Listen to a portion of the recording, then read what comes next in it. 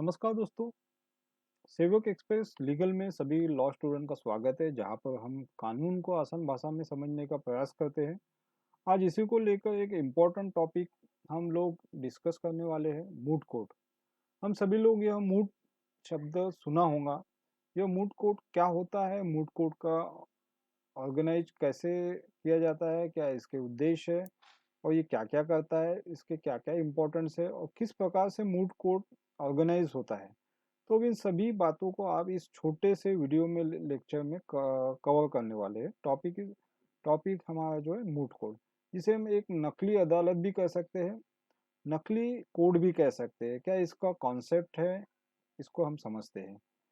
तो concept of moot court कानून में प्रैक्टिकल नॉलेज को बढ़ाने के लिए, व्यवहारिक ध्यान को बढ़ाने के लिए मूट कोर्ट एक बनाया गया है।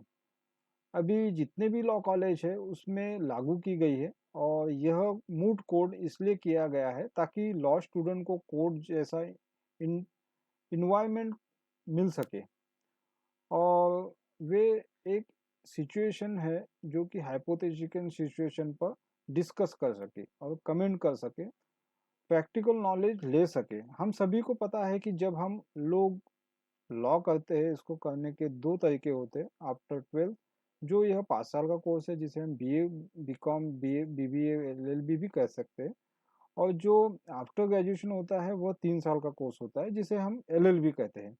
तो हमारे देश में लीगल एजुकेशन आफ्टर 12 के बाद भी होता है और ग्रेजुएशन के बाद भी होता है।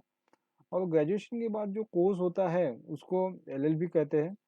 बीएलएलबी यह 5 साल का इंटीग्रेटेड कोर्स होता है, जो आफ्टर 12 के बाद किया जाता है।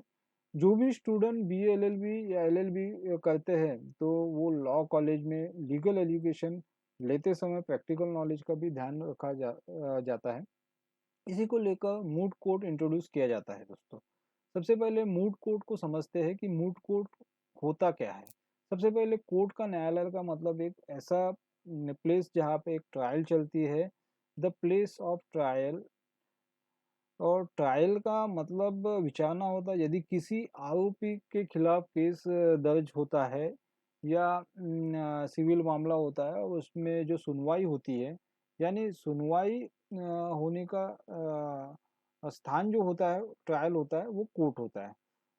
तो जहाँ पे न्यायालय समस्त प्रोसीडिंग होती है, और प्रोसीडिंग का मतलब समस्त प्रकार की गतिविधियाँ जो सुनवाई गतिविधियाँ जिस जगह होती है उसको हम कोर्ट कहते हैं। और मूट कोर्ट का मतलब यह है एक डिबेट करना, हाइपोथेटिकल केस लेकर, यानी किसी भी एक केस को लेकर डिस्कस करना, डिबेट करना, एक ओरिजिनल कैसे ऊपर उस पर बहस करना, आर्गुमेंट करना। इस प्रकार मूट कोर्ट का मतलब यह होता है, एक नकली कोर्ट जिसके कहा जाता है। पूरे मतलब कोर्ट जैसा एनवायरनमेंट होता है, और व्यक्ति यहाँ पर डिबेट करता है, आर्ग्यू करता है, जैसे कि लॉयर आर्ग्यू करते हैं, सुनवाई करते हैं, और सिचुएशन पूरी तरीके से कोर्ट की सिचुएशन जैसी ही होती है। तो ऐसी सिचुएशन में कोर्ट इसलिए इंट्रोड्यूस किया जाता है, जैसे कि ताकि जिसमें लोग लॉ के स्टूडेंट प्रैक्टिकल नॉलेज को अपना बढ़ा सके। यदि हम उसके उद्देश्य की चर्चा करें, तो मूट कोर्ट को इंट्रोड्यूस करने का यही एक उद्देश्य है कि इसको डेवलपिंग स्किल लॉ स्टूडेंट के लिए, उसके लिए लीगल डेवलपमेंट हो, कानूनी समझ का बढ़ावा मिले, इन्वायरमेंट जो कोर्ट का इन्वायरमेंट, न्यायालय का इन्वायरमेंट का उनको पता चले, और स्टूडेंट प्रैक्टिकली अप्रोच को बढ़ा सके। सिर्फ सिद्धांतिक और किताबी बातें याद ही रखना ये मतलब ज़रूरी नहीं है। प्रैक्टिकल व्यवहार के रूप में किस प्रकार न्यायालय फंक्शन करता है, इस प्रकार उसकी सिचुएशन को म्यूट कोर्ट में एक्सपीरियंस करता है, और एक्सपीरियंस क्रिएटिविटी, थिंकिंग एक्सपीरियंस बढ़ाना, यहाँ पे प्रैक्टिकल अनुभव बढ़ाना भी मूट कोर्ट का बहुत बड़ा ऑब्जेक्टिव होता है दोस्तों। इसमें मूट कोर्ट का एक बड़ा ऑब्जेक्टिव ये रिसर्च भी है। यदि मूट कोर्ट करते हुए कोई भी हाइपोथेटिकल केस भी दिया जाता है, उसे केस को कैसे स्टडी किया जाए, डिस्कस कैसे किया जाए, उसके बारे में हम जजमेंट कैसे ढूंढे, उसके बारे में एक प्रोविजन बनाई जाती है, कुछ कुछ फॉर्मेट बनाए जाते हैं। इस प्रकार स्टूडेंट में एक रिसर्च डेवलपमेंट होता है मूड कोड के बारे में, आर्ग्यू ऑन फंक्शनल केसेस के बारे में, आर्गुमेंट किस प्रकार बहस करनी चाहिए, किन शब्दों का उपयोग करना चाहिए, जज सर के सामने कैसे डेकोरेट होना चाहिए, क्या व्यवहार होना चाहिए, हाउ टू एक्सप्लेन केस, उसके किस प्रकार एक्सप्लेनेशन कर रहे हैं, यह सारी बातें मूड कोड में समझने आती है दोस्तों। और इससे क्या होता है, हमारी कैपेसिटी, आर्गू करने की कैपेसिटी, उसको सक्षमता मिलती है। उसके बाद क्रिएटिविटी, थिंकिंग व रचनात्मक सोच को भी बढ़ावा मिलता है, वो डेवलप होता है। रचनात्मक सोच जो भी स्टूडेंट मूड कोड के जाते हैं, मूड कोड के एक ऑब्जेक्ट है लीगल स्किल को डेवलप करना दोस्तों। प्रैक्टिकली नॉलेज आना, एक्सपीरियंस आना, रिसर्च स्किल, आर्गुमेंट, क्रिएटिविटी को डेवलप करना और क्रिएटिव थिंकिंग लाना। तो इतने सारे मुख्य उद्देश्य को लेकर मूड कोड को इंट्रोड्यूस किया गया है दोस्तों। मूड कोड किस प्रकार बनती है, जगह देखिए, जहाँ पे समझे मूड कोड इज टू गुम टू स्टूडेंट, लॉ स्टूडेंट। तो ये लॉ स्टूडेंट को गुम करने के लिए है। मूड कोड के हाइपोथेटिकल विषय होता है, एक काल्पनिक स्थिति वातावरण को निर्माण किया जाता है हाइपोथेटिकल सिचुएशन क्रिएट करके, और as a similar to the court, ऐसा लगता है कि हम न्यायालय के में बैठे हैं और एक सिचुएशन होती है न्यायालय का अनुभव करती है। उसमें दो टीम होती है, एक डिपेंडेंट होती है और एक प्रोसिक्यूशन होती है। यानी हम ऐसा कह सकते हैं कि एक प्लेंटिफ होती है और एक डिपेंडेंट होती है। वादी प्रतिवादी की जो टीम बनती है, इन दोनों टीम में एक स्टूडेंट अलग अलग होते हैं, रोल प्ले करते हैं। कुछ स्टूडेंट विटनेस बनते हैं, कुछ स्टूडेंट जज बनते हैं, कुछ स्टूडेंट डिपेंडेंट बनते हैं, कुछ प्रोसिक्यूशन लॉयर बनते हैं। तो इस प्रकार से दो टीम का गठन होता है दोस्तों। उस केस में ऊपर दोनों की टीम आर्गुमेंट करती है, इस प्रकार मूड कोर्ट का निर्माण होता है, इस प्रकार डिबेट होती है।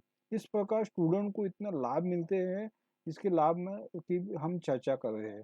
तो मूड कोर्ट क्या क्या इम्पोर्टेंट रोल अदा करता है उसके बारे में हम चर्चा कर रहे हैं।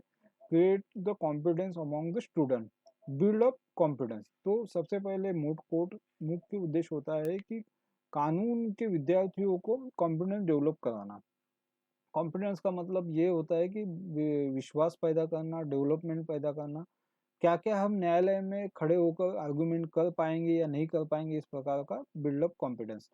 तो प्रैक्टिकल नॉलेज, यह जो व्यावहारिक नॉलेज, जो कॉलेज एक ऐसा स्रोत है जहाँ पे आपको लेक्चर सुनने को मिलेंगे, यहाँ पे सिद्धांतिक बातें सुनने को मिलेंगी, लेकिन मूड कोड या सिद्धांत एक बातें सुनने को मिलती है, लेकिन मूड कोड यहाँ पे एक कॉलेज का वह पार्ट है जहाँ पे कॉलेज में प्रैक्टिकल मिलता है, जहाँ पे व्यवहारिक ज्ञान की बढ़ोतरी होती है। एक तो यहाँ पे एक सभी लोग टीम के साथ काम करते हैं, जहाँ टीम के साथ काम करते में बहुत सारे लोग स्टूडेंट आपस में इंटीग्रेट होते हैं, जो इंटरमीडिएट करने में उसके निकाल डेवलपमेंट होती है। और लास्ट में हम देखते हैं कि जितने भी मूड कोड अटेंड्स करते हैं, यह उस स्टूडेंट करियर में बहुत ज़्यादा हेल्प उसको मिलती है। और जो भी कोर्ट में प्रैक्टिस करने जाए तो उस जगह में मूड कोर्ट में अनुभव उनका, उनको उसका फायदा होता है। तो मूड कोर्ट के बारे में आज आपको बताया कि मूड कोर्ट क्या होता है, मूड कोर्ट के क्या क्या उद्देश्य है, यह सारे क्या काम करता है। आशा करता हूँ दोस्तों आपको मेरा ये वीडियो यूजफुल लगा होगा। तो लीगल सब्जेक्ट के बारे में तो नए नए वीडियो मैं बनाता रहूँगा। चैनल को सब्सक्राइब कीजिए, और मेरा चैनल अच्छा लगे तो आप शेयर भी कर कीजिए। मैं ऐसे ही वीडियो बनाता रहूँगा। धन्यवाद दोस्तों।